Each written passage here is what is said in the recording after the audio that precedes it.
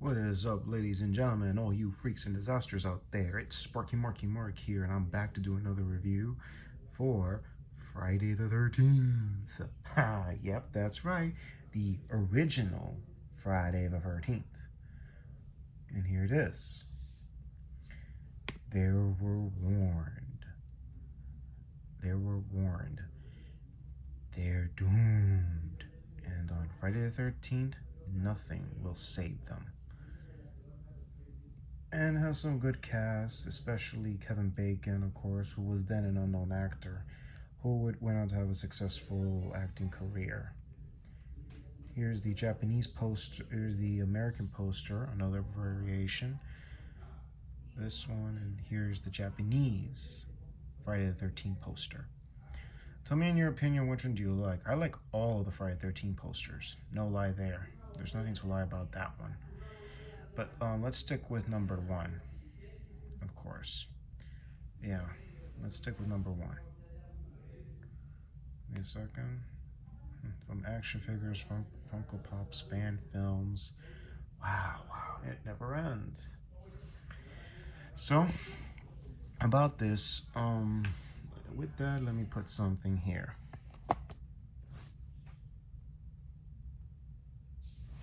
Here's this one, and here's the Blu-ray from the set. But over the years, of course, you remember the regular Blu-ray came with that cover art. But then there's this slip cover, very, very stupid slip cover. I'm going to put these back in a moment. A very, very stupid slip cover, believe it or not, folks. I was disappointed like any other fans. They see a hockey mask and assuming could it be for the remake for the movie. But it turns out it's not. Here we go. Blu-ray slipcover. That was a second. Okay, let me see something if I see a better view of the slipcover. And second thought, here you go.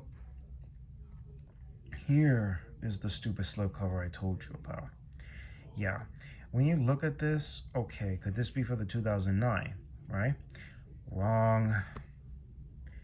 When you turn it over, it's the original, meaning this is for the original movie. Somebody who did this artwork made a stupidity error putting Jason's face. No, we don't see Jason with the hockey mask by the third movie. We don't see Jason until the second film. Whoever did this artwork should be ashamed of themselves for doing that. If this should be for the 2009. They should have done that. I mean, I believe some idiot did that by mistake or on purpose. Who knows? Really, who knows these days? I will never understand who would do such a thing like that. So, Friday the 13th and I, we go way back, and it was, again, I was a freshman, 8th grade at the time. I was big on watching horror. I'm dying to see a horror movie. Please let there be one. And we finally did. And over the years, been like watching the films anytime when it aired, and I watch it from time to time, of course, even when I'm relaxing. And I'm about to do it soon, of course. And here is the special features and theatrical trailers. You got audio commentary from, let's see, audio commentary with Sean S. Cunningham with cast and crew. And I believe what else?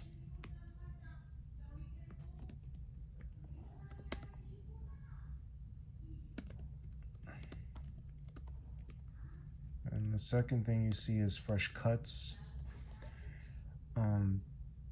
New Tales from Friday the 13th, which is about 13 minutes and 54 seconds feature, which has interviews with Tom Savini and other people who were involved in the film about the cutting of the movie, editing and stuff, even the effects for the film. And of course, let's see here. I don't think there's any documentary in this one. Maybe it's on the Blu-ray set. This is the making of, which is about 22 minutes and 5 seconds in length. Interviews with Adrian King, who plays Alice, Ari Lehman, who played young Jason, and Sean S. Cunningham, the director and writer, Victor Miller, and Betsy Palmer, of course. And what else? Also, Man Behind the Mask feature, if I'm mistaken. Man Behind the Mask, just a second. I believe is this feature makeup of the movie about all the other gentlemen who played Jason Voorhees. Man Behind the Legacy. Sorry if I said Man Behind the Mask. Yeah, I'm gonna say this is what it is right here. Man Behind the Legacy of the original Friday the 13th. And you got the Tales Count Blood Part 2. I believe it's a fan and Friday the 13th Reunion. It's a great feature. And of course, this is from the deluxe edition in 2009. Here we have this one is for the Blu-ray from the box set. It's a new 4K scan of the film from the original camera negatives, both uncut and theatrical R-rated versions. You got the same audio commentary, but this one is with writer Victor Miller and director Sean S. Cunningham, author Peter Bracke in the uncut version. Fresh cuts, same thing. Man Behind the Legacy, TV spots, radio spots, still gallery. Wow, that's a mouthful. Plus, this was, like I said before, this is Kevin Bacon's big film debut. And of course, you have, in the features, you may have interview with Harry Manfredini. So yeah, and another thing, if you notice, that's a little rip. I send notification to Shout Factory, send them photos to send me replacement artwork because somebody at Shout Factory was in a hurry. I didn't notice it really. Something tells me somebody at Shout Factory was in a hurry to do this set. Like I said before, take your time, be patient. So yeah, I became big on the first Friday the 13th. There's a lot of nods to some other films, especially Alfred Hitchcock's Psycho. All you young bucks and young generations out there, watch Psycho first, then watch the other horror movies. Because again, Alfred Hitchcock's Psycho to this day is the grandfather of horror movies. Not slashers, but horror, because in general.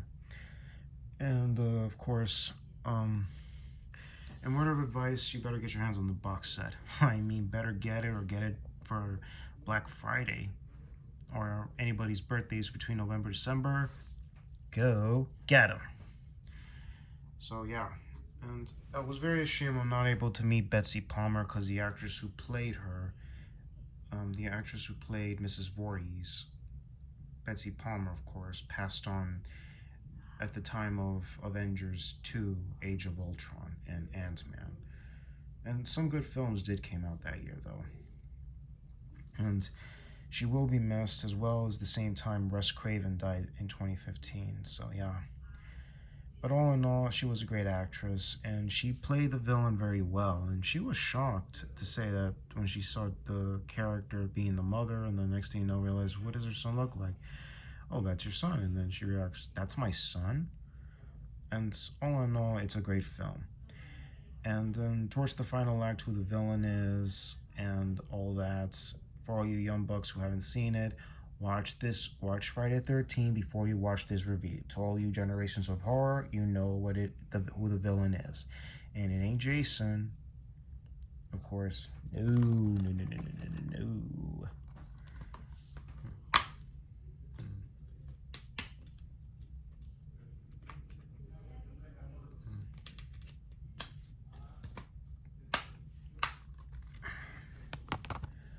No. But here's the villain. This is young Jason. Here we go.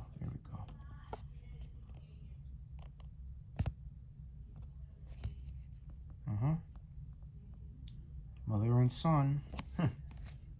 Wow. So yeah, shout outs to Scream Factory, shout outs to Friday the 13th. So yeah, and also as of the 13th, of course, was the release date, as well as the fan film Never Hike in the Snow. Again, I'll leave you a link in the description box, as well as some of the documentaries. But get your hands on this set. Get your hands on the box set. So yeah, and I already sent them video. I already sent them photos for the, to give. And as of about yesterday, I just sent them a video, a picture of the discs that are missing. I mean, not missing. They need replacement because part three had some coloring issues, I believe, or was it the way the introduction of the movie was supposed to be 3D? And part 9 had a portion of the scene cut from it. I believe somebody was in a hurry, and then there was a missing audio sound in Jason X with the sleeping bag scene, which indeed, of course, is everyone and Kane Hodder's favorite kill in each Friday the 13th movie, the sleeping bag. Part 7, we see that, and they brought it back in Jason X just for old time's sake. It's very cool to this day. And so anyways, if I ever meet any of the actresses or actors, I'm planning on meeting them. And especially, of course, Rex Everett, if I said his name right, the actor who plays the truck driver in the movie, who gives the character Annie a ride to Camp Crystal Lake and tells him that Camp Crystal Lake is jinxed. Wow, yeah, it is. It is jinx. Let me see. Hmm. Give me a second.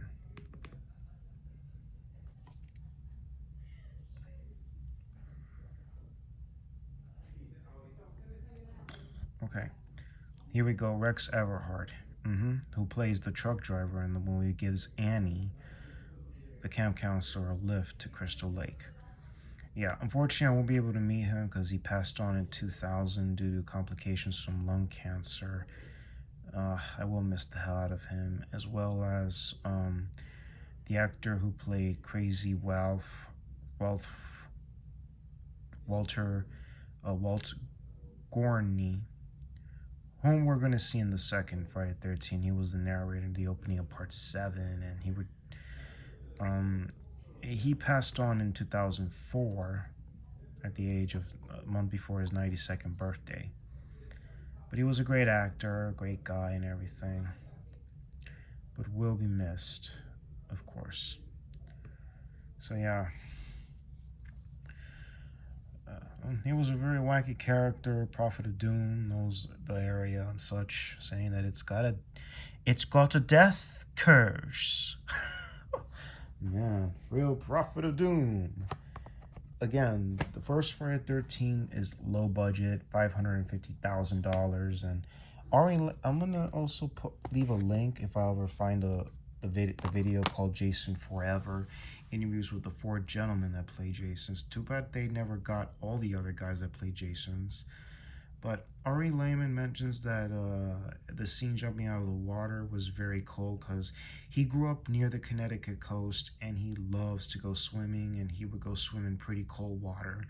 And he got the part of young Jason putting in the hands of makeup effects artist Tom Savini to do the effects and the makeup in the movie. And yeah, that's how he got the part. Doing a little jump scare, even at a casting party, he jumped in a pool and spooked some people.